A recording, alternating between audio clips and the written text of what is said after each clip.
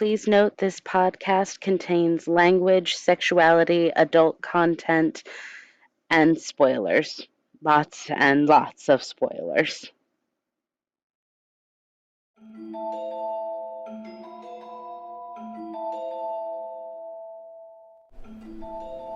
nerds! Hey! Sup? Welcome to You've Probably Never Heard of It, or Tales of a Fandom Reject. The podcast where I talk about television series and mini-series of bygone eras that you've probably never heard of, and if you have, you win the prize for the day. It is the change that I found in the couch cushions. This is my couch. Oh. Well, here I thought you you were go. going to say it was the coat of Kang. I'm Cate Seeley, and I grew up in a video rental store back when those were a thing. And when I say I grew up in them, I mean that my mom worked in a video rental store, and that sort of salary does not allow for a babysitter, so those movies were my babysitter. I am ever joined by my partner and our fight and weapons consultant, Erin Ouellette. Ooh, that's a special title. You're welcome. That's new. And our friend and designated researcher, Kyra Fitzgerald. Hey! And we just watched the next installment of Josh Kirby Time Warrior entitled Human Pets. Ooh, How y'all doing? How's it going? that was dumb as hell, friend. That... It was infuriating, frankly. Yeah, Erin got real riled. Honestly, in my opinion, this is the worst one. Like, the next one has a lot of stuff that I don't like to look at because it's clowns, and we'll get there. But it at least has some content that I can latch onto. This one doesn't really have a lot. Yeah, that's fair. Yeah, it's infuriatingly dumb. It really is. So we're going to pick up where we left off in Dino Nights. Josh and Erwin have fixed the time pod, Azabeth is set to be beheaded, and the villagers are planning to take their new quote-unquote dragon to retake the castle. Everyone is preparing for battle the next day, and William the Shirtless, I should clarify, William the Shirtless, teaches Josh a little bit of... We'll call it swordplay. They have a montage. You gotta have a montage. 3 Lasts seconds. about 3 minutes at most, and William winds up on his butt because Josh is the Time Warrior. Well, he invented Don't Be There. Did you know that? Because he's a Time Warrior, so he invented Don't Be There. That's what I've come up with. You're Okay. welcome. He invented my frustration. Also, just like 30-year-old man, 14-year-old boy standing here naming our swords. Yeah.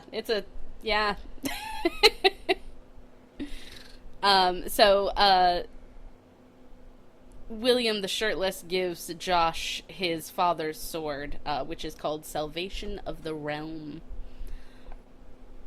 Sorry, he doesn't give it to Josh, he just lets him hold it for a second.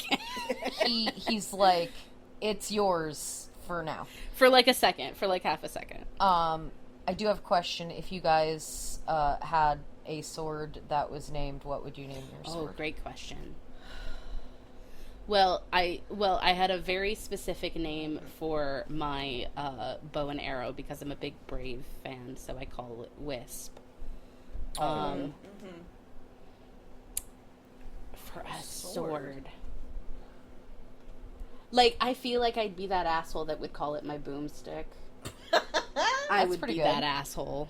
It's pretty good. What about you, Kyra?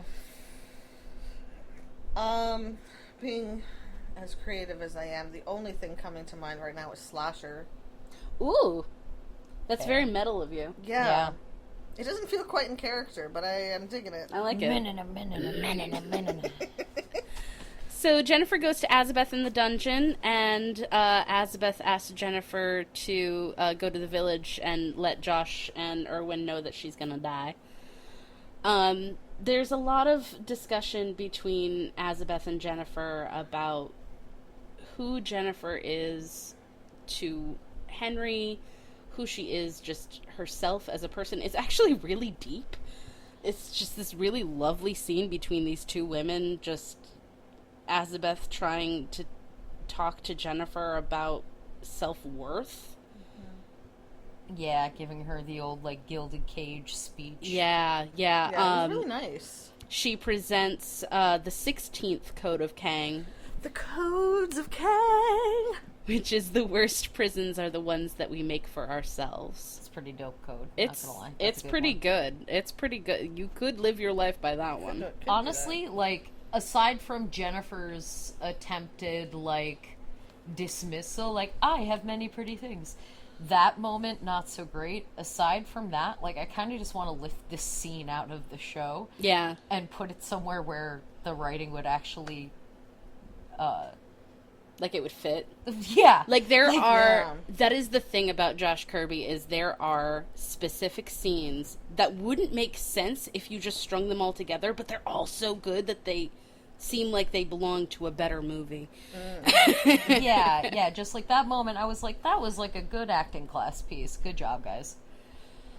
William the Shirtless is going over the plan for the siege of the castle and Henry the Most when Jennifer shows up and just expositions all over their faces.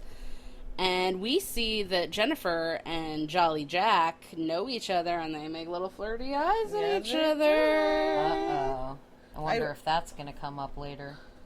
I wrote in my notes, character growth, heart Jenny. I wrote Jack and Jennifer sitting in a tree, KISS, and this is Azabeth erasure.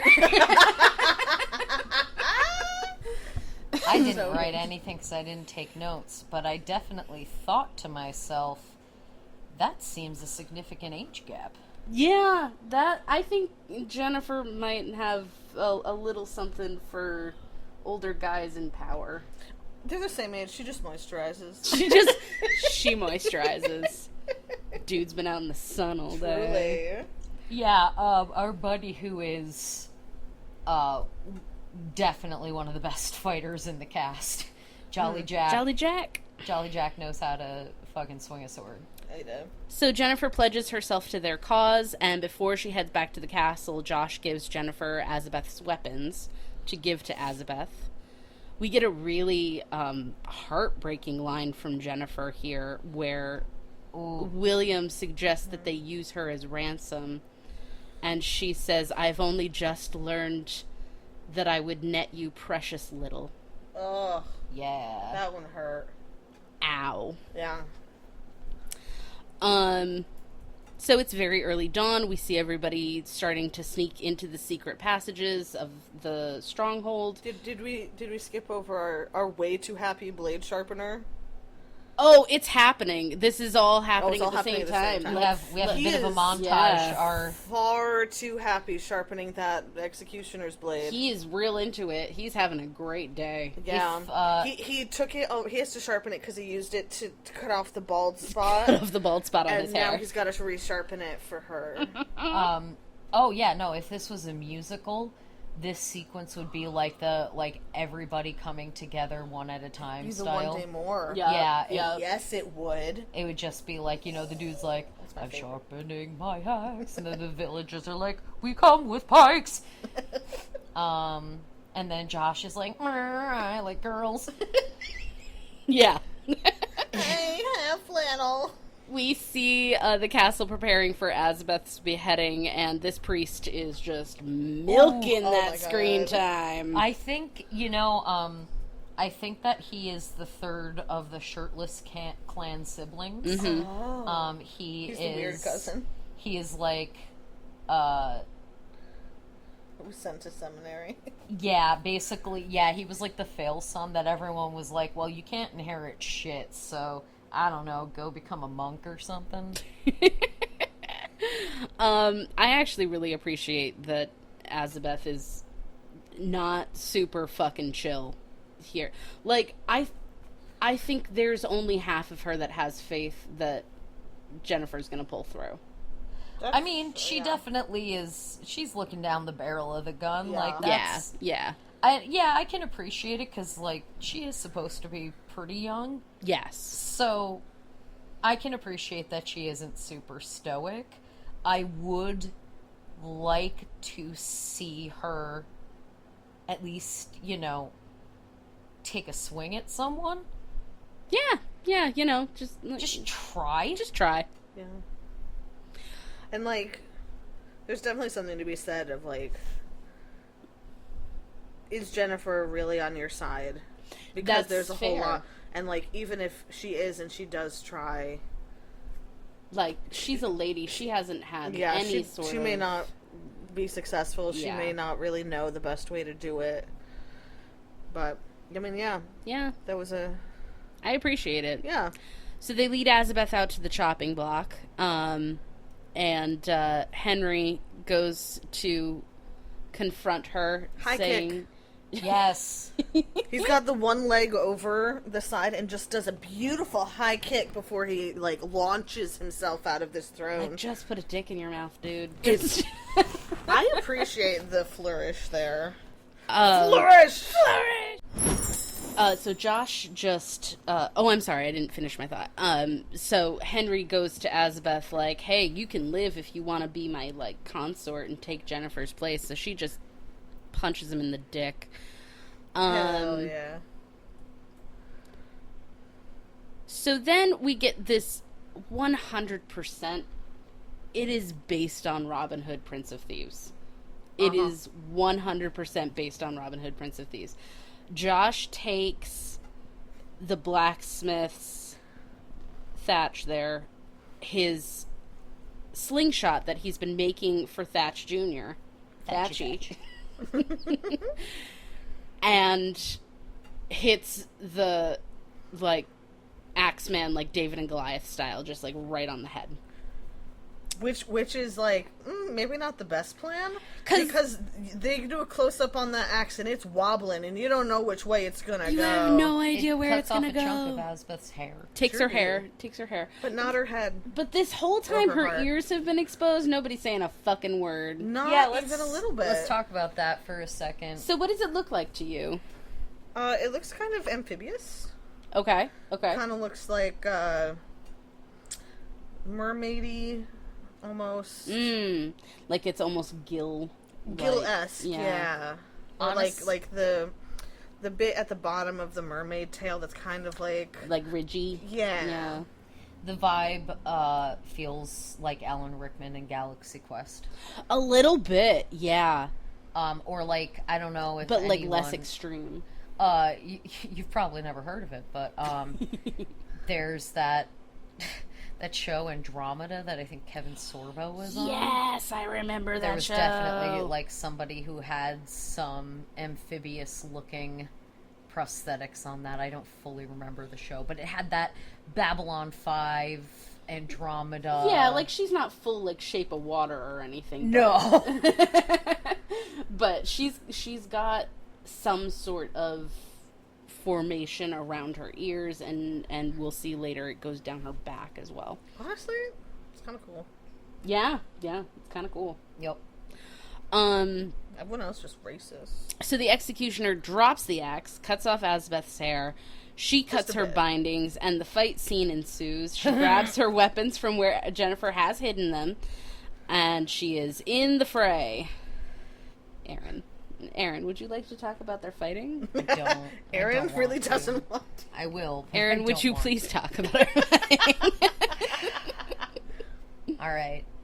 Shout out to our man Jack. He is fighting like a motherfucker. Mm-hmm. The shirtless clan does a pretty good job once they're off the claymation dinosaurs. Yeah, Yeah, we're gonna they- talk more about them in a They little were bit. engaging, yeah. But What- like, yeah, the villagers. number one, I like the repeat shot where it's just the same running shot. The same villagers running into those. There's so many of them. And you know, because there's only one woman, and she's in the front of every one of these Every shots. single shot.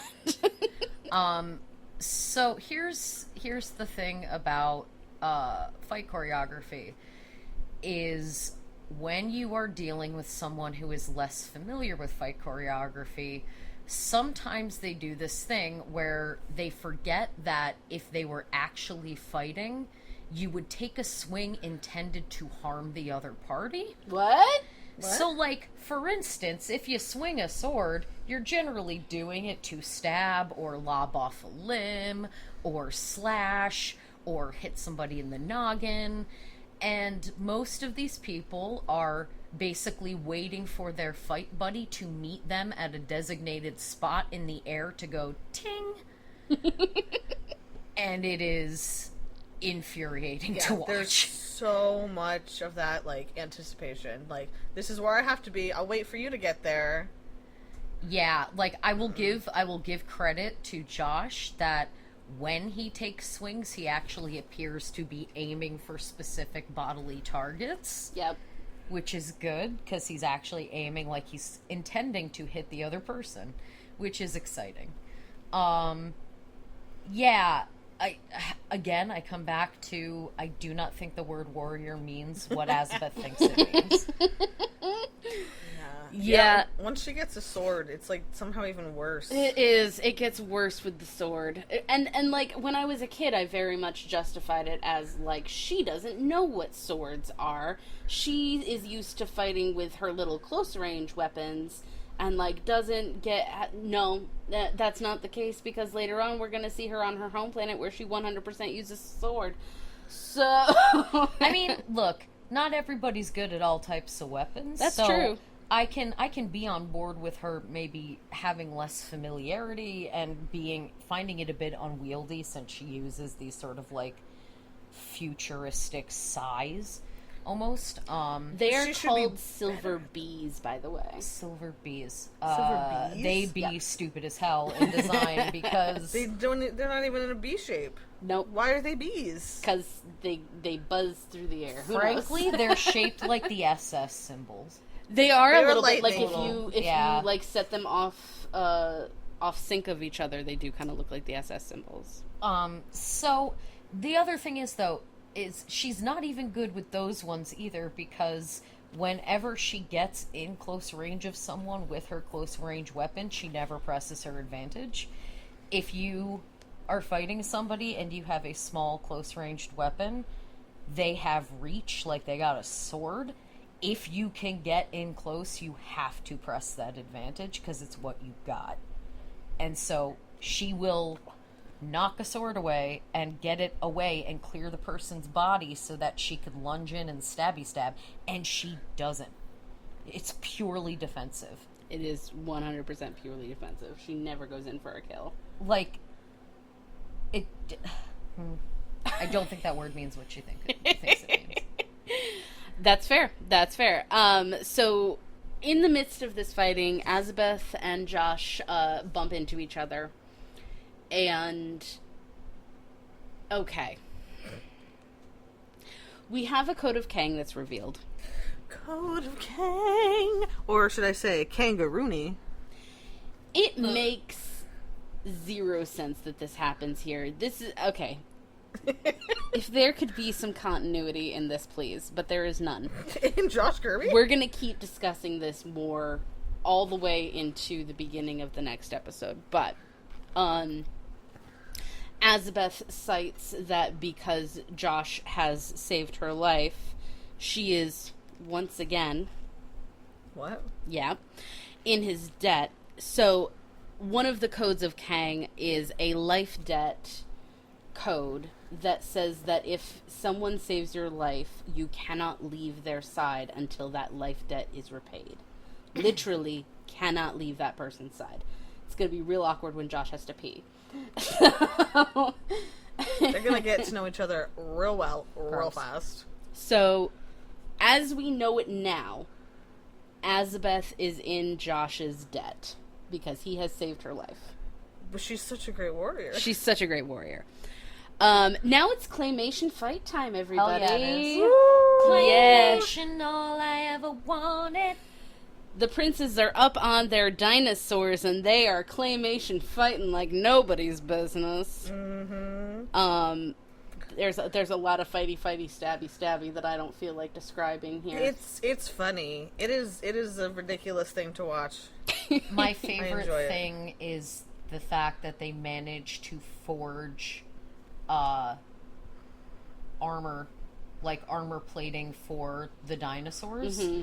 So, like, the dinosaurs have metal helmets Like they're the fucking armored bears from Golden Compass. Golden Compass. Yeah, so Thatchy had his fucking work cut out for him because he made a full Triceratops helm. Say It what you looks will great. about Thatchy. Thatchy He's good knows at his his job. shit. He knows his, and he made everybody a sword in the village. Like, Yeah. Oh, yeah. and that's why some of them were squared. that's They why weren't some of even them are sharp. squared off. They didn't, didn't have time have to time. sharpen them. Yeah, no, about half the swords literally come to a rectangle end.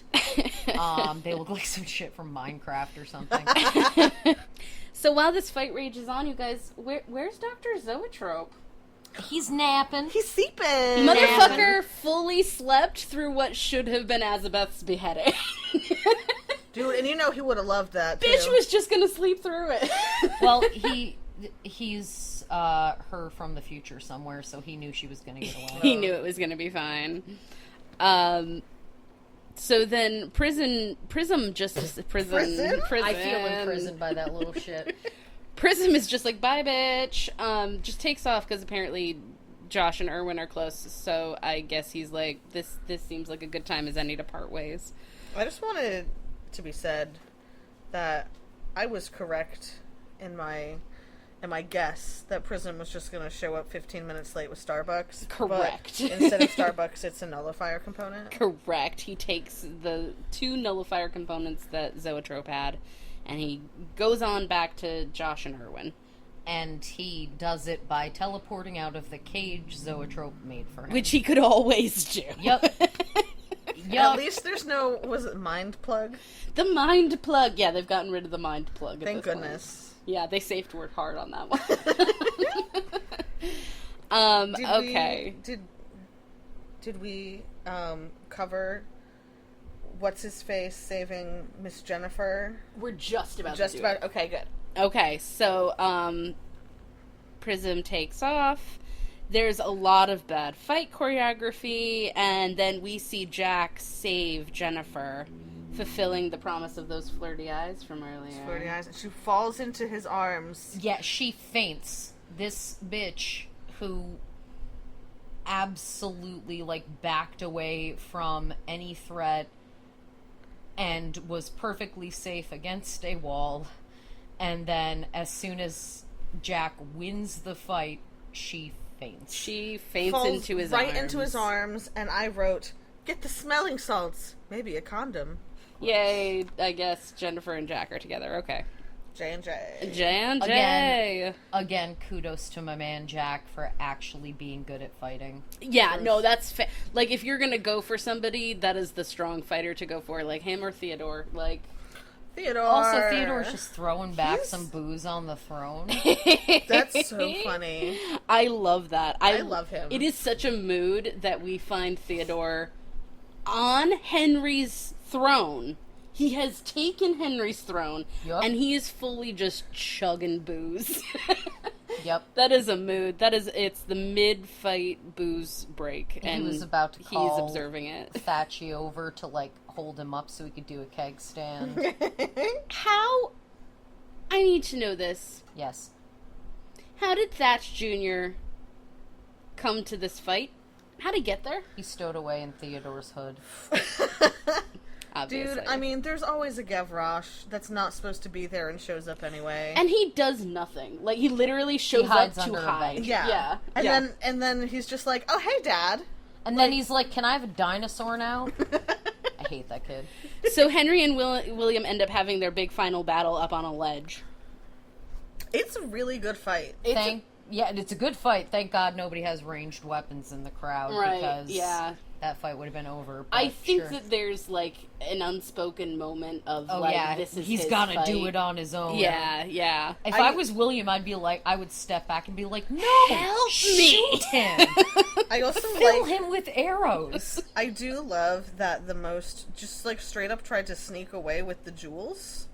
Oh yeah, Henry. And Oh, then yeah. and then he's caught, so he like Obi-Wan like dramatically throws off the cape and Henry is like, the most. Yep. "All right, let's fight."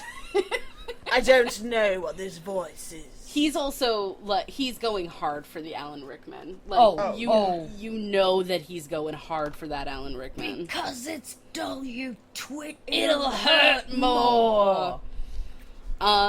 While they're up there having their fight on the ledge, Henry says, Henry recognizes the sword, Salvation of the Realm. Oathbreaker. That William is wielding. I forgot to share my sword name. Oh no! What is your sword name? I'd call it Finesse.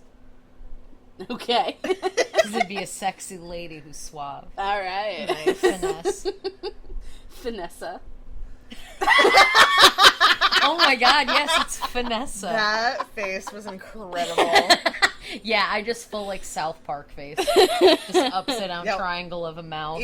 It was rather Muppety. It was Muppety, very Andy Dwyer. Perfect. Yeah, Very excited. incredible. Yes, Finessa apparently is going to be the name of my sword. I'm sorry, please continue. I'm being disruptive. 100 out of 10. Not at all. No, so Henry and William are fighting, and Henry recognizes the sword because it was their father's sword. He says, Daddy? that sword's supposed to be mine. Daddy? William says he tried to love you. And I never hear the rest of the sentence because my brain goes, but you were a little sociopath, so... But you're a little shit. He tried to love you. He tried to love you. And we actually don't know what the rest of the sentence I is. have no idea what the rest of that Let me sentence see if I can is. find it. I choose to believe that. It's something about your hatred and your jealousy blinded you or something like that. I think his eye rolling blinded him. I think the real problem here is his eye rolling. He didn't know his dad loved him because his eyeballs were stuck up in his head. They were stuck in And his so he head. couldn't see the love in front of him. So, Henry is stabbed, and then he falls off the ledge over on the other side of the ramparts, and it's a pretty gruesome death. Like, It's pretty honestly, brutal. shout out to the makeup department. That was rough. Yeah. Like, They did their job. I don't know if it was the makeup department or if Henry the Most, like the actor. Okay, I'm gonna add a little story. So one of my sisters, when she would get really pissed when she was a kid, she would just like clench up really hard and like hold her breath until her face got red, and she'd like bust blood vessels and stuff in her face. Oh. I feel like Maybe he that did that. actor did that because his eyes looked bloodshot. His eyes were crazy. And he Yeah. looked like he had just taken severe internal organ damage and was bleeding out Yes, inside. yes. It It looks was like fucked. internal organ bleeding, yeah. It was like he looks up and his eyes are bleary and bloodshot. And Yup. like I expect him to death rattle. Like it was fucked. Yeah. That is probably the most accurate the costuming has been thus far. Right? For real. It For was, real. It was admittedly pretty sick. So everyone cheers for William, who know how to cheer, because some of them don't know how to Somebody's cheer. just waving at him on the rampart. Like, hey, look at me! Hey, William! Look over here! Is he dead? To William's credit, like, he's not super happy about this, which I like. Yeah, he the actor played that carries nuance it. well. Yeah, the actor doesn't look utterly overjoyed at having killed his brother. He looks too proud that he's won Josh's approval, though. Like, That is true. He's too happy that he's won the approval of a 14-year-old boy. Yeah. I feel like William acts like he was Josh's alcoholic dad, who like finally got sober and now he's making up for it. Oh, he did it! He did it! One day at a time, William. So then we get this scene where William is, dispensing his wisdom to his new peoples, and Jamie there, Thatchhead Jr., asks, "Will William give us a baby dragon?" Doesn't little Thatchy imply that he was like promised one? Yeah, He's like, Dad, you said he might. yeah. I was like, yeah, it was to shut you up. We Yeah. need to have a conversation with this entire village, because William does subsequently Yup. say he can have a baby dragon. We need to have a conversation with this village of how babies come to be. There is one dragon now. There is one. Wait, did he die? Yeah, the T-Rex died. But also, Oh, I thought he just couldn't get up. I don't think a T-Rex and a Triceratops can mate. Like, When they do, it creates a fuzzy blue Muppet. it's the professor. Shout yeah, out Watcher Entertainment. Yeah, I don't think. I don't Yeah. think we know how babies are made. I don't think we know And how that's babies are made. unfortunate. 'Cause Yeah. that should be known by then. I think people really need to have a conversation with everyone about this, but most especially William. William the Shirtless promises this baby dragon. I'm stuck on it. So we discover that the Stegosaurus has eaten a piece of the nullifier because Prism shows up 20 minutes late with his cup of Starbucks. Starbucks. Stegosaurus? And he's... Yeah, the Stegosaurus. The Stegosaurus? Is that what I said? That's it, actually a Triceratops? No! He changed again. I had it written in my notes and I just read them straight off. No, I love you. You're perfect. So the Triceratops has eaten the nullifier because we see Prism has appeared in front of it and is glowing. So they decide to correct this situation by making a dinosaur laxative. Which just sounds like the worst. Sounds like an amazing salad. That sounds horror. I think, Like, just thinking about how big a Triceratops, like, I don't want to make that any grosser than it has to be. Irwin seems really confident in creating this, and I think he's does. got a real familiarity with prune juice and Irwin? laxatives. Yeah. Irwin has... Cut to, they've got the nullifier piece back. Yeah, just hard cut. Hard cut. Yeah, there's a deleted scene that it really pushed that PG rating. Push so. that boundary. Yeah, poor Thatcher Jr. was in the wrong place at the wrong time. They had to dig him out. So they all say goodbye around the time pod, because that's fine, I guess. Yeah. And who could have possibly shown up out of nowhere but Dr. Zoetrope? What? Oh, no. They so, were all like, wow, what a shocking lack of Dr. Zoetrope. Would be a shame if he... Oh, no! He's here! So in trying to get away, Zoetrope shoots off Josh's bracelet. Weird. And then we have the harshest cut to the next Where they're moment. suddenly on a desert planet. Josh's bracelet is back. It's back. And something has abducted everyone. Also, Azabeth looks like her hair wasn't cut.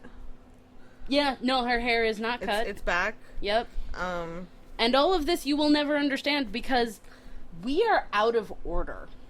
For whatever reason, I can't imagine why. The way that they ordered this is Dino Knights, then Human Pets, then Trapped on Toy World. It should be Human Pets, then Dino Knights, then Trapped on Toy World. Dino Knights is supposed to go in the middle. But understandably, they were like, maybe we don't start. Yeah, Human it's Pets. not great. It's not great. We can't lead with We can't lead with this. with the weird Michelin baby And Teletubby hybrid. This is why Zoetrope knew Azabeth in the prison. Because Human Pets is supposed to happen first. Because he's Azabeth from the future. Is he everyone from the Yes. So Everyone is Irwin. We are all Irwin. when Azabeth Irwin. met Irwin. them, Irwin, He Irwin. Irwin. Now he's Zoetrope. When Azabeth met them at the beginning of Dino Knights, if you look at the screen, it's all that desert. There's no woods around them. It's all desert when she first attacks Josh. Interesting. It's supposed to happen in Human Pets. Their first interaction. I mean, good call for not putting that first. Honestly, it is not the stronger story. Dino Knights is definitely better. Erin's making a very angry face. Somebody could have done better here. Somebody could have, Somebody and no got one paid did. to edit. So, here we are into the Human Pets storyline. So they have crash landed on this planet. They've been taken hostage. What do we want to call the creature that abducts them? My worst nightmare? Michelin Man Teletubby. Michelin Man Teletubby. That's a good one. Michelin. I had Condom Giant. Oh, okay. Yeah. Y'all are very interested in condoms this episode. I like them. She was giving him the bedroom eyes. What do you want from me? I just want them to be safe. They're good for you. Use a condom, everyone. Give it a try. So they all wake up in this contained area, but they're soon picked up and turned out by a giant Teletubby condom man, who is actually a child. With no nose. No nose Not whatsoever. a nose to be seen. And goggles galore. Which I will say, the goggles do make the eyes very large and expressive, which is kind of a fun take, I thought. I mean, if you're gonna have something like, they obviously used a lot of scale work in the filming of this, and like, if you're trying to film low so that they seem large, you can't really see their eyes. Yeah. So if you That's a try good to way to pop it, enlarge yeah. the eyes, like, yeah. Oh, yeah. With the goggles especially, looks like fucking what's her nuts from Star Wars who wants who wants to make Chewbacca her boyfriend. Oh yeah, Maz. Yeah. Yeah, the one who gives Luke's lightsaber to Rey. Rey. Yeah. I genuinely don't remember, and I have this in my notes, so I'm just curious what you guys think. I don't know if they address this. I can't remember. Is this an alien race, or are they an evolutionary human? I think they said it was an evolutionary thing. Okay. Because he says we're still on Earth, I think, but in the future, yeah. I think Irwin posits that it's an either or. Okay. I think he kind of okay. says, like, either humans have been defeated by these, like, Michelin Man Teletubbies, or they are, like, a distant evolution of humans. Yeah. I think he was like, it's one or the other because we're still on Earth. I don't want that to be our future, y'all. I'm not here for that kind of future. No, thank you. That's why Erin and I aren't having children.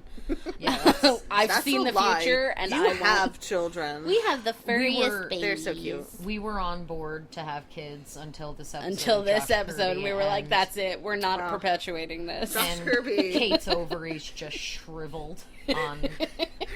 Josh Kirby, your baby warrior? Yep, that's right. Yeah, that's right. Yeah, Josh Kirby just is my Killing all the reproductive babies. warrior. My favorite thing about this, just before we move on, I love when the kid like drops all of them on the floor. You hear Azabeth just yelling, "Be calm," which is just peak leadership skills. Be calm. I also, It's not I working. wish that if so, my dream job is when they're being poured out of the box to be the one in the box that just throws Prism. Oh my god, yes. Yeah, because he just gets yeet He right just out of the gets box. Yo, right out. Yeah, Prism's with them, even though Zoetrope took control of Prism's mind. Yeah, that didn't really get addressed. Sure. Yeah, we'll figure it out later. It's fine. So there are a bunch of other people there as well. There's an aviator. All men. All men. There's an aviator. There is a fighting Frenchman, very Three Musketeers-esque, that they call D'Artagnan. There's a caveman, and there's a cowboy. Is and he a there's the caveman? Because he was German. referred to as like a Viking ancestor. I think he's supposed to be a caveman. Oh, interesting. Okay. I think so.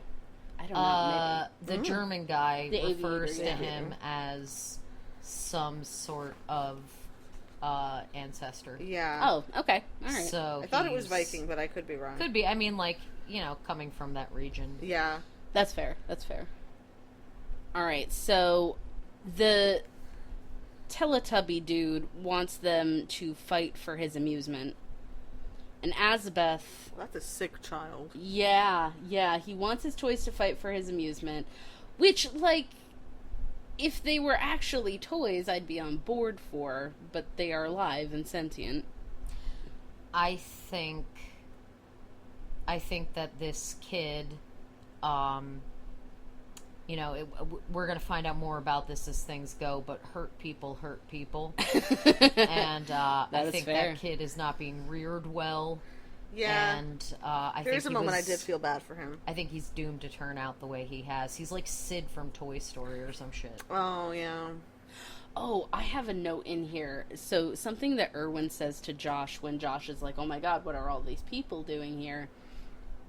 Is he says that they, including Azabeth, are flotsam and jetsam displaced by zoetrope. So, like, They're electric eels. they're electric eels. No. No, but like it's just such a shitty thing for Erwin to be like, these are all flotsam. Yeah.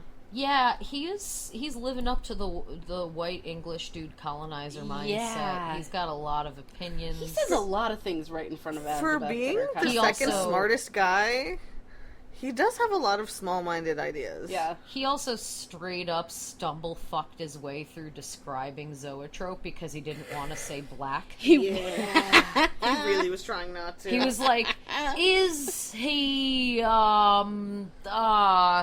does he appear to... tall, dark, and brooding? I'd like to consult with my PR team before I proceed.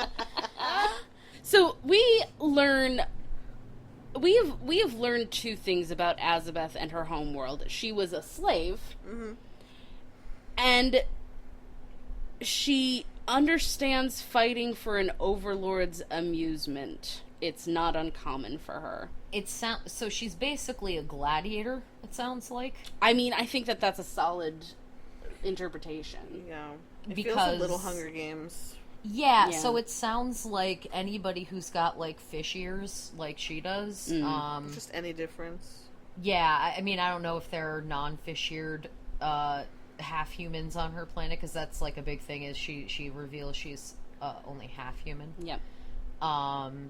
So I don't know if the other half-humans are also fishy people, but it sounds like the fishy people are gladiators for the amusement of the whole-ass humans. And I'm assuming it's not fights to the death because she's still there and sucks. So I assume it's you know what, maybe it's less gladiators were staged. They didn't always die. They actually frequently didn't. Yeah, there were a lot of times that they would... It was staged. It was all just staged. They It was- also so apparently It was like Wrestling. wrestling, yeah, it was like WWE or whatever. So, the cowboy and the aviator, they square off. They're shooting at each other. Back and forth for minutes at length with like old-timey Lugers that they never have to reload, apparently. The, what do we want to call him, like, Viking, prehistoric Viking? Sure, he dude? only does, like, 2 things in this episode. Yeah, he so- got thrown against a wall, so he's out. He's out, yeah. He's the only one who tries to attack the kid. Yeah. Yeah. So I give, frankly, he's the smartest of all of them. Points. And then the Frenchman and Azabeth square off. And she's all like, you have to fight for his amusement. And then they show her close-up fighting. Biggest grin on She her is face. She's like, into yeah, it. I'm fighting this guy. And it's like, what? Pick a side. Nah. Maybe she got told to smile more while fighting. No, okay, and this is 100% little Kate making suppositions, because I was also watching a lot of Xena. Wait, what? Wait, what? Small gay person watching Xena when they were a child. So my assumption is there's a whole thing in Xena about... Oh, don't touch the mic, Kate. There's a whole thing in Xena about how the fighting is really horrible. It takes its toll, but there is a glee in it that Xena can't hide. She really does enjoy fighting, Oh, interesting. but it's not for the good. Like, it... Yeah. It's that fucked up part inside. Yeah. Berserker. Yeah. I feel like, unless you were working towards this, I think we need to talk about the fight with the musketeer, because Yeah, go ahead. I It is- literally, it was let's go for it. so bad. So this was kind of what I was referring to earlier about, like, when you have a weapon that doesn't have as much reach, you got to take your advantage. So I get that she's probably not trying to murder a motherfucker. You know, like, that's maybe not strictly necessary, so I get it. But the whole time, she is just blocking his strikes, and he's moving away like she's got reach. And it's just like, she would have gotten stabbed in the fucking face. Oh, yeah, absolutely. And also, he's just, like, doing bullshit, flurrying nonsense, and it's like, that's not... I wonder, like, nobody says this, and it's very much supposition, but, like, I wonder if it's just, like, we're not actually gonna kill each other, we're just doing moves to entertain the kid. It's subdual damage. Yeah, yeah. You know, I could be okay with that if there was a discussion, because we watch fucking Erwin and Josh do their, like, pantomime kung fu like, fight. fake kung fu at each other. It's the most hilarious. ridiculous. It is. I also want to know, like, if the, like, okay, so the kid picks up the Viking dude and, like, throws him against the wall, like, Word. that dude should be dead. Like, is it common for this kid's parents to just clean up the corpses? I assume that's how the bike got there. Yeah, we'll get to Okay, the bike we'll later. get to the yeah. bike. Yeah, because there's toys there that clearly belong to other humanoids that I'm assuming are now dead. But if I recall correctly, when he hit the wall, there was some sort of, like, movement bounce. You think maybe he hit the bed? It kind of looked like he hit the kid's bed sheet, so Maybe. like it could be that kind of absorbed some of it. Yeah, because, like, he definitely should be dead. So I'm wondering if there is some sort of, like, padding around where he plays, So that he doesn't so actually that he doesn't kill. actually kill anyone. Yeah. I think it could also very well just be the set is flexible. Set Of cardboard. We have never So- seen a set on the show move except for every episode. Every single... Particularly stone. Stone is Stone very moves so wobbly much. wobbly. Very movable. So the fight between the Frenchman and Azabeth is done. She wins. She knocks him down. She pins him. She gets up. She's all cocky. And he goes to attack her from behind. Because of course he does. Why were you not thinking about this? But Josh throws his stopwatch and hits the dude right in the head. Once again, is Josh David? And is everyone Goliath? What? He used the watch, Yep. Erin. He's a time He's a time warrior, I know. He uses time as his weapon, but also he fights time. It's a love-hate He uses relationship. time to fight time. It's like a mutually assured destruction thing. So here's a little bit more clarity.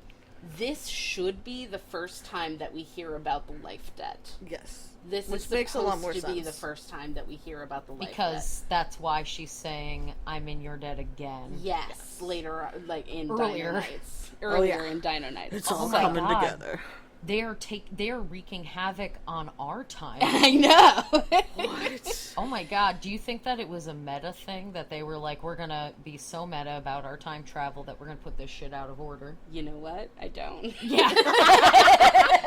Yeah, hard no. I also love Josh's reaction to her, like, pledging her life debt, because it is literal 404 error. The pretty girl is talking me. All thoughts are in the pants. Please hold. Alright, so now that Erwin has established a rapport with the other men, they are going to be massive misogynists and just fully reject Azabeth from their, hey, we're all human kind of conversation. And that We're really... all in this together, but not except you. Azabeth. So that really, that ticks her grates her off. cheese. That really grates her cheese. What? That grates her cheese, I tell you. I literally have a note on here that just says, no girls allowed. Ew. I also have something on here that says, Azabeth, you seem to be aggressively sharpening your blade after everyone treated you like shit. Is there maybe something the matter?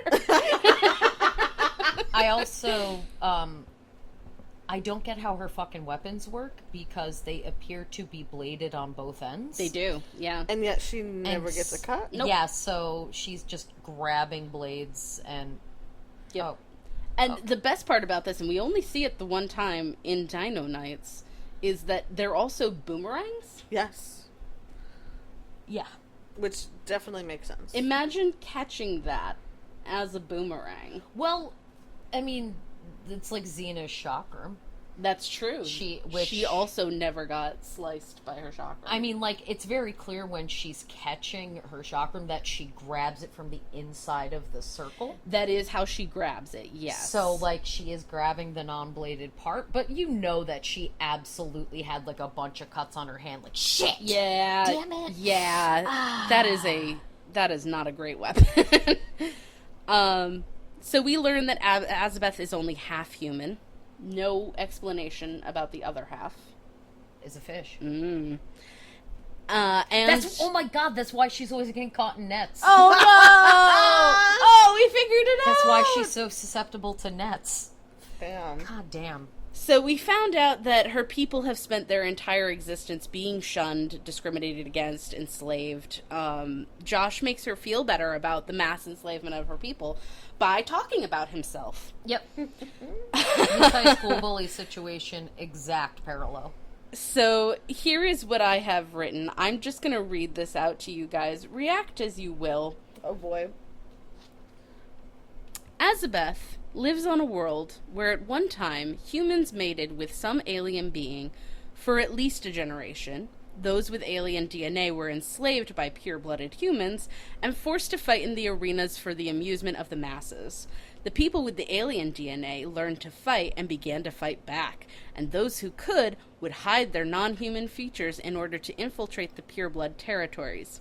Doesn't that sound like a horrifying and fascinating story mirroring our own familiar history and drawing parallels with deep implications and socioeconomic warnings? Doesn't that sound like an important story to hear? Anyway, back to Josh Kirby and his high school. It's basically the same thing. Yeah. Yeah, no, that's definitely the show I'd rather watch. Yeah. Doesn't that seem important? All anyway, right. This kid rides his bike. All right, back to the Michelin Teletubby. So I guess the men apologize to Azabeth, sure.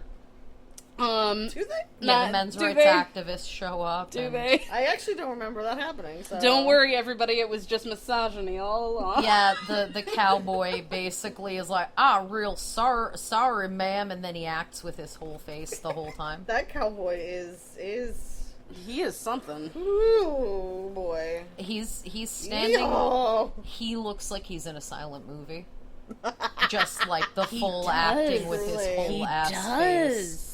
And it's like I expect him to be like auga. Yeah. Like it's real bad. Yeah. It's real bad. Also, can we talk about our absolutely fabulous fucking screaming all the time German aviator? Yeah, go for it. Talk about Dude, him. he cannot. He has no chill. He's like, I want to go schnell, and also Irvin. Yeah, And like also, Brunhilde, Brunhilde. my plane. He sticks his dick in that plane, And and not I- just like he He sits fucks in his it. plane. It's Oh, yeah. it's called like the cockpit for a reason. And I have a headcanon that he named that plane after his mother. I believe it. I I- believe he wants to fuck the plane, and he named his plane after his mother. So they all realize that all of their vehicles are up on a shelf. So how are we going to get there? Stupidity. Azabeth believes that she can scale the shelf using the kid's underwear as rope. So yeah, giant Michelin Teletubby baby has tossed his undies in his room, and so they're gonna cut up his undies to make a rope. But only the one pair. And, like, honestly, shout out to the whatever department made Props, those. probably. Yeah, Because they're pretty good giant underwear. they were billowy. Yeah, They looked comfy. Yeah, They- frankly, they look like comfy underwear. comfy underwears. Yeah, for sure. I also love that Azabeth is just like, follow me, and no one does. No one does.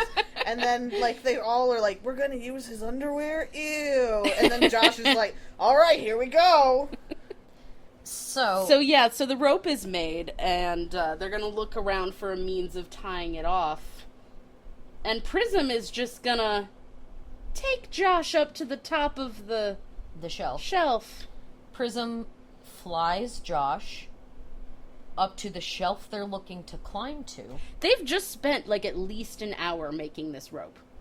And they also straight up talk about how the cowboy is like a lasso guy. Uh-huh. So I was expecting that he was going to try to lasso something on the shelf and pull. Nope. Nope. So rendering the rope completely useless. Didn't make any difference. Because Prism can absolutely fly Josh up, and I assume could have flown Asbeth because they're similar in size. No one else could be flown up. And Prism then just was like, I'll do one. But the fact that you expect me to do anything, And then is it's too my much. smoke break, bitch. Prism functions, I think Prism is an agent of chaos, possibly a Loki variant. I think he functions on Roger Rabbit rules where it's like, I can only do shit if it's funny. Oh. Yeah. Because, like, the fact that he can zap out of a cage, but only does it once, and the fact that he could fly everyone up to the shelf and only does it once. I think he's like, I can only do it when it's ridiculous. He doesn't even operate by, like, the rule of Appreciate threes at all. Nope. No. Oh, no. Nope. So Josh ties off the underwear rope and encourages everyone to climb. After some difficult green screen moments, everybody makes it up. Everybody makes it there. In the midst of this climb, we do get the 14th Code of Kang, the most obvious Code of Kang that's ever existed. The codes of Kang! It's never look down. Sure. So, nobody from Asbeth's planet wears shoes that you have to tie up, because you're not allowed to look down. But are we just gonna gloss over the fact that he picked, like, the one vehicle on wheels to tie Yeah. as an anchor? Yeah, not this, like, giant, heavy-ass, like, spaceship. We're gonna choose... With, like, clamping dock nonsense. We're gonna Yeah. choose the The plane World with War One plane wheels. with wheels. For everyone to climb the rope at once. At the same Yeah. time? Why? Yeah, because that's the best way to use ropes, is to have 4 adults climbing the same rope at the same time while it is being actively pulled off the ledge because it was attached to something with wheels. And Josh is too busy looking at Pretty Girl, and she's like, "Hey, dummy, The rope the is rope is slipping, falling." and he's like, oh, who? He's like, "Oh, let and then me he tries to catch the plane. let me push the plane back." Let me brace the plane. Not the rope. Not grab the rope. Let me brace the plane. The He's logic a is time impeccable. warrior, everyone. He's not a plane warrior. He's a gravity warrior. So they get up there, and along with the Germans' plane and the time pod, they also find a mountain bike. Whose fucking mountain bike is that? I need It to is know. a dead previous toy that human was swept away by the parents. So Josh is really obsessed with his bike. Oh my god, he presents that shit like the announcer on What Would You Do? Like announcing the Skechers and the Yep. Walkman that you would get if you won. Truly. Azabeth asks to learn to ride the bike, because I guess warriors who have regularly fought to the death are like, let's see what this privileged 14-year-old has got to say. Like, it's not like we have anything pressing happening. I also love that when Josh sees a total ADD moment when Josh sees the parachute, and he's like, it's a parachute. Oh my god, it's for skydiving. And she says, "What's skydiving? Is it anything like riding a bike?" And I'm like, that is the most beautiful metaphor for how this back and forth has been going. Yes, it's just like riding a bike, just like my high school experience is exactly like your life in slavery. In slavery. Literal slavery. Also, I'm getting really pissed about all these like Chekhov's props that don't that wind never go anywhere. Because I'm really pissed that the parachute never got used. Nope. I'm super pissed that we bothered to take time with the cowboy talking about being like a lasso champion, and he doesn't do shit. Never does it. With it. He literally stands there and limply holds the rope while someone else tries to make it. So Erwin starts talking to everybody about how to get out of there, and the complication is that Brunhilde, the plane can only take 4 people. But also it's broken. But it's also broken. It's broken. R.I.P. Brunhilde. The engine is broken, which they say 4 different times. Really proud of them that they figured it out. The engine is broken. What else could possibly be wrong on a World War I plane? There's really engine's not much broken. else. So Josh and Erwin agree to take Azabeth with them if she wants to go. All right, so Michelin Kid wakes up, and he finds all of his toys are up there on the shelf. Oh, no. Oh, no. Oh, no. Oh, no. We get Code of Kang number 3. The Codes of Kang. This bitch is full of them. Codes of Kang number 3 says the battle is not lost if the warrior still has the courage to fight on. That's not bad. It's alright. It's alright.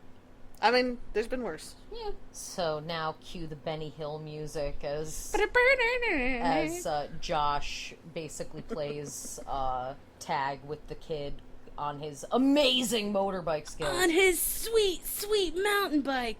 So as a distraction, Josh just starts riding the fucking bike everywhere, all over the place to, like, distract the kid around. And Erwin takes that time to use his device, his cane, his sonic screwdriver. Let's be real. Literally. To jumpstart the plane.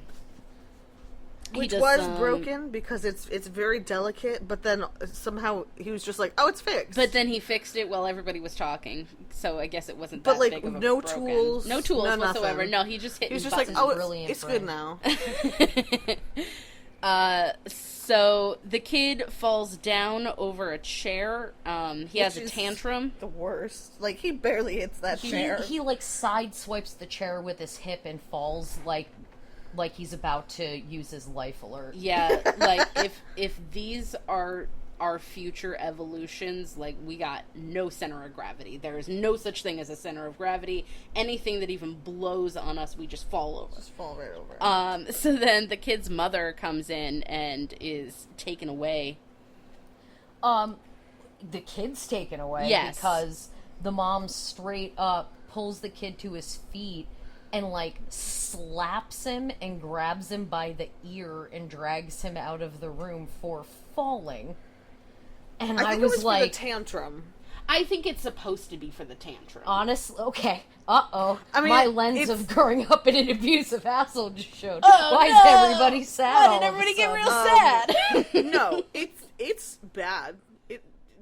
Be a better parent. So after this has all happened, Josh is on the floor, the chair has been turned back up again, and there is something tethered to the leg of the chair. We look closer. It's Dr. Zoetrope! Form of shitty Iron Man. How did he get here? He's been webbed into the chair leg. He's been, like, wrapped in a web. We all knew he would one day. So he starts Exposition City here. Exposition Station. Woo woo. Woo woo. So he starts doing, like, the tried and true song of, like, Josh, we're gonna join up together, and I'll give you all this power, and we're gonna rule the world together. And I'm your father. Josh does not buy it. He begins cutting him free for reasons. Because he says it's only so that Erwin can take him back to the 25th century. Instead, there's a big ol' Spidey that shows up. Which is, first of all, the weirdest looking spider. It looks like a face hugger. Okay, as someone who does not enjoy the Space Spies, Yeah. were you scared of this spider? I was not scared. I was confused and unsettled. Because it does not look like the traditional spider, but I sure did not like the way it moved. That is fair. It kind of does like a push-ups thing. And it's got like a little like it was humping the ceiling. A little bit. I little was bit. like, this feels very face. but it also had like almost like a little skitter where it was like faking you out, like it's Yeah. gonna come and get you, and you're like, ah, don't move. Yeah. It is a giant mutant spider from 70,000 AD, is what Zoetrope tells Josh. And it also is largely a moot point because it dies almost immediately. Almost immediately. Irwin immediately blasts it and blows it up. Because Irwin is a fucking killer. They strap Zoetrope to the roof of the time pod like you are now a Christmas tree. And it is peak comedy. I take no notes. No notes. It's beautiful. You are a Christmas tree now. Isn't he also, like, face down? Yes, he's Yes. face He down. doesn't even get to look at He doesn't anything. even get to look at anything. You will look down at the And thing you will that you are think about strapped your to. actions. I love that. Yeah, I love that Irwin's just like, I'm tying down on the roof. That should hold as we go through the time stream or whatever. Sure. All right, now, here is where things get kind of tricky. This is where the timeline gets real wibbly again. So Josh's theory is that by retracing Zoetrope's already disturbed path through the time-space continuum, that will reverse the destruction caused in his wake. So, like, the dinosaurs in medieval England and all the displaced people, like Azabeth. But in doing so, everyone will be erased from this history that we are living. The question is put to Azabeth if she wants to travel with them, because originally this was supposed to be the first episode. Right. So her choice is to stay with them, and it is based on the life debt that she owed Josh from saving her from the Frenchman. That's why she goes with them to Dinosaur Land. Not like this weird pseudo-friendship that they start at the end of the dinosaurs. Gotcha. Okay, so everyone disperses, and the four other men go flying around, and hopefully... I think if they're just going backwards through the timeline, they're just gonna get zapped out. Like just like Josh's timeline is like nothing now. It's true. I just want to say that I love how they situated 4 people in a plane, because we've got, you know, our World War I flying ace, whatever, flying the plane, and behind him is the Frenchman, right? Uh-huh. And then behind Sitting him, sitting on- on the Viking caveman prehistoric Sitting on his friend. lap. Yeah.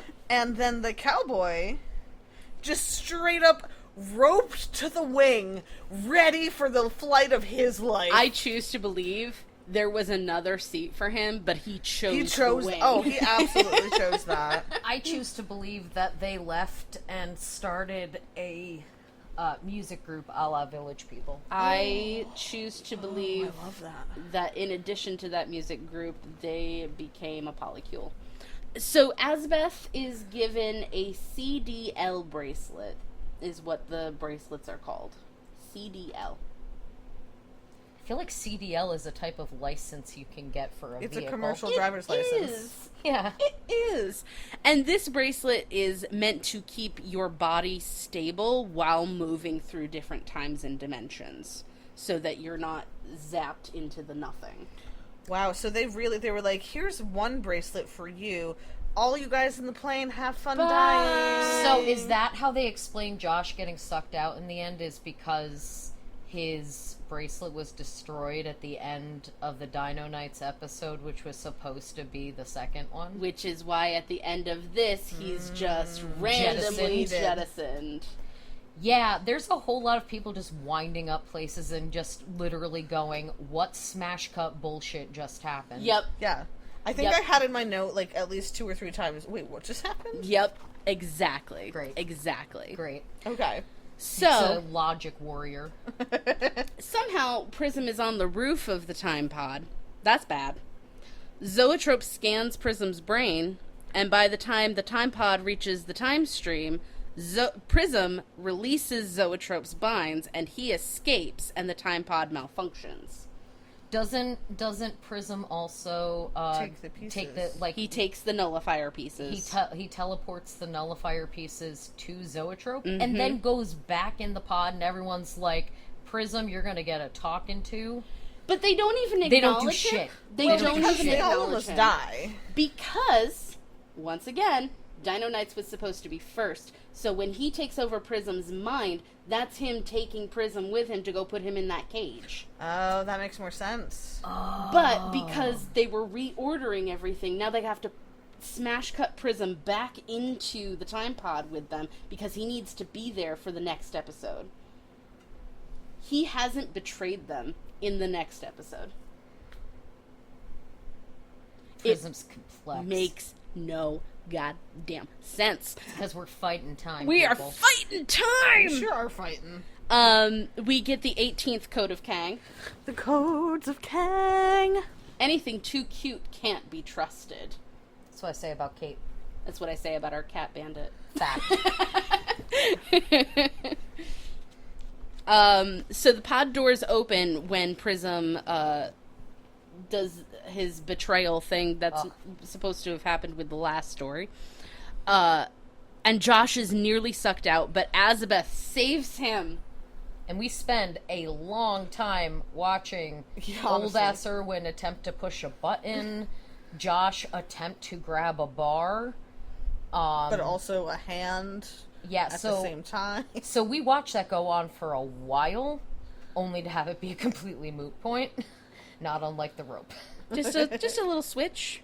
Also, just one switch to open this door that could suck you out into nothing. This is not OSHA compliant. No, yeah, and this is straight up like a garage door button. It is. It is not like secure. No. Like, you could bump that thing and your life is over. It is less secure than a garage opener because most garage door openers have like a lid.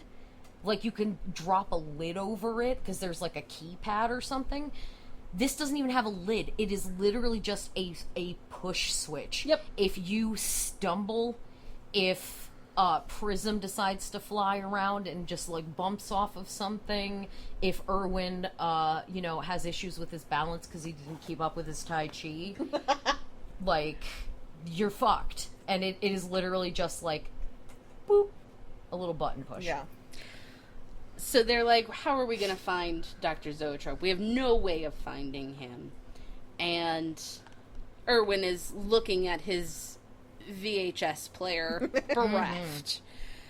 But scoot over, 70-year-old physicist. This 14-year-old child is about to track the bad guy. With and we're a QWERTY keyboard. not about to explain how it happens. Not at all. Just nod and smile, everybody. Just nod and smile. Yeah, we should just let the 14-year-old child from the past just smash buttons. Everything'll be great.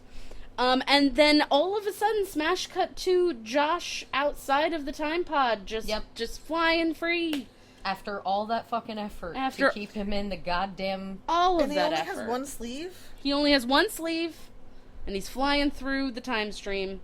Oh, also, it's important to note that Azabeth's life debt has been repaid. Mm-hmm. Because she saved him threw from the boomerang at the really easy push switch. However, remember that human pets is supposed to come first.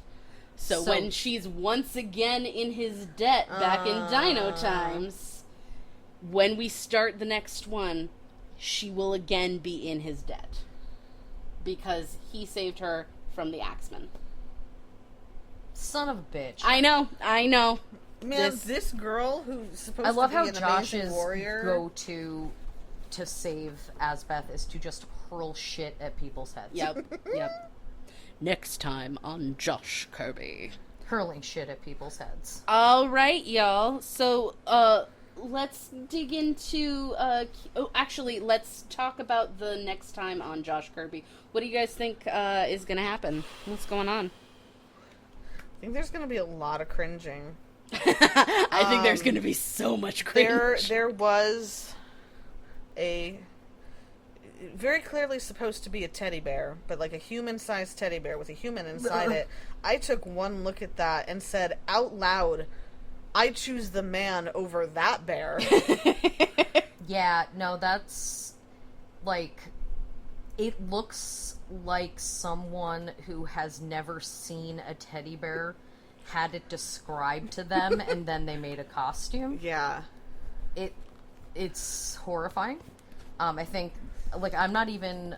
What, is it chlorophobia? Is that the one that's the fear of clowns? Yeah, chlorophobia. So I'm not even... I don't even suffer from that. But, do. yeah. But I feel like this is going to be enough Uncanny Valley bullshit from the weird, fucked up stuffed animals that I was seeing I think we're all gonna have an awkward Yeah. time on this. All right, Kyra, you want to yeah. talk about your research that you found for us? I do. Great. So, to start this off, I want to talk about the Rotten Tomatoes. Please tell us of Rotten Tomatoes. There is no tomatometer rating. Sure. I don't know how you say it. Anyway, so it was not given a rating from the Rotten Tomatoes people. It was given a rating by the audience people. Okay. And I just want to remind us that the previous episode got a 71. A 71. Did this one get a 2? This one got a 75 with over 250 ratings. Who got drunk and just voted this over and over again? The 250 people who are listening to this podcast right now. It was just Kate 200. You were wrong. Because Dino Nights was way better. Dino Nights slaps in comparison. So, what is wrong with the world is what I have to say. That's a great question. So, I've pulled up some of our faves. Okay, I started off with Jolly Jack. Jolly Jack! Adrian Pintea. But he was credited as Adrian Pinta in this. And our good friend Adrian. He looks like an Adrian. Like, that name fits. It seems like he does a lot of historical stuff. Ooh. But I also bet he does combat stuff. But also, a lot of these things he's credited with have names in not English. Oh. I wonder if he's a reenactor. Can I see what hold some of the on. names in not English? He's Romanian. Oh. I can see that. He's a film and theater actor and director. Yep. So you can see he did something for History Channel. Warrior Queen Boudica, Oh, I know that one. 2006. He course you was do. King Prostagus. Yeah, I know what you're talking about. Who are you? Ooh, Vlad the Impaler. Cool. Nice. Cool. Interesting. And his first credit is 1977, Dope. with his most recent credit in 2007. Oh, okay. So 2007 was a rough ending year for Josh Kirby. All the Apparently. Josh Kirby people were like, that's it. next up, we have our World War I flying ace, which is actually his credited name, Heinrich James. Oh, he really is German. According to his IMDb, it seems like he's done like one episode of a lot of shows, like ER and NYPD Blue, Time Cop, Jag. Yes, Time Cop. Der Capitaine. He also, in 1996, in Star Trek First Contact, played a Borg. Oh. But it also seems like he plays a lot of German roles. German-speaking pastor. That makes German sense. terrorist. Von Kantz. Oh, no. His first credit in 1991 in The Rocketeer is Nazi Agent. The Rocketeer. Oh, what a good movie. I can't with you. Honestly, it like just all that kind of reminds me of like Flula Borg at one point talked about playing villains and stuff, and I think it was Conan O'Brien asked him if he's offended by the idea that Germans always get cast as villains, and he's like, no, it makes sense given our history. That scans. Like he's like, no, we're actually not allowed to play good guys. Our last friend here, I went with I want to see his actual credited title here. Great. Willie the Pooch. Oh, that's the cowboy, isn't it? Oh, God. That's our cowboy friend. Oh, boy. Whose name is Richard Lineback, who was born in Germany. Okay. Let's see. It would be fine back then. According to... all right. According to his bio, his most well-known roles are in Speed, Natural Born Killers, and Twister. Oh. Who was he in Twister? I will find out. The Twister. He was the Twister. He did an episode of Star Trek Enterprise as Keswick. That's kind of fun. He's done like one episode of NCIS, Jag. I think you're right. He was in The Ring Oh. as the innkeeper. Let's What? see. He was in what? The Ring. The Ring. Oh, right, yeah. In Twister, Mr. Thornton. Oh, that's... I don't know what that That's the official name of the Twister. Yeah. Also, this episode feels like a Twilight Zone episode. It does. The characters in search of an exit. 5 characters in search of an exit. Yeah. Just 2 more quick shout outs for things that I actually know. Oh, he was also in Max Headroom?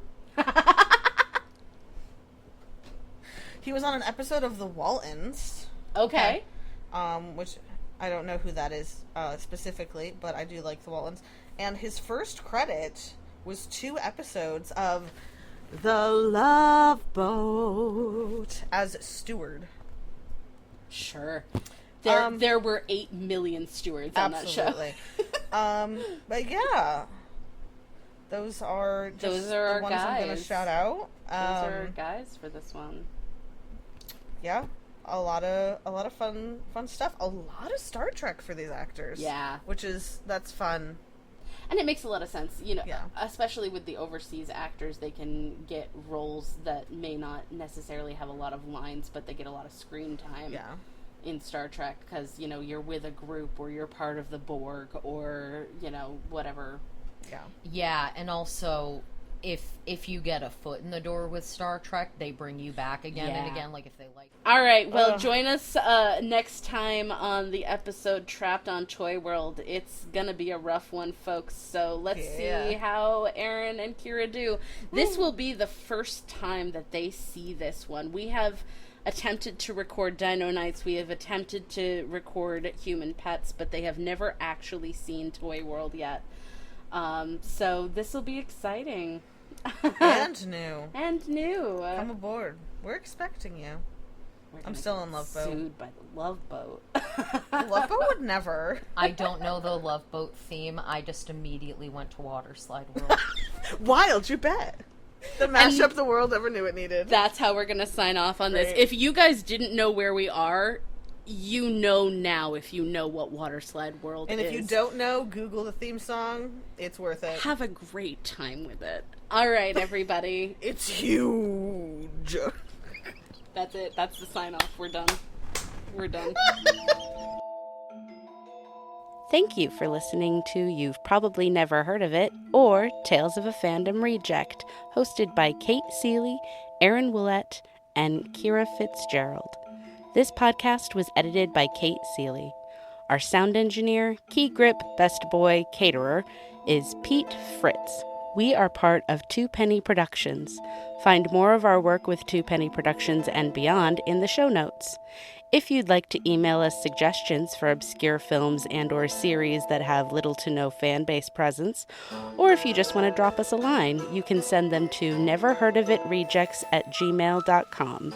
That's neverheardofitrejects@gmail.com. Or follow us on Instagram and TikTok at Probably Never Heard of It. Our music and sound effects are listed in the show notes. Roll a joint and have a drink. The world is chaos. Lean into it. Yeah, just lots of dino action in my youth. Oh God, that sounded bad. I grew up in Cohoes. We had mastodon bones, so like kind of. Yeah.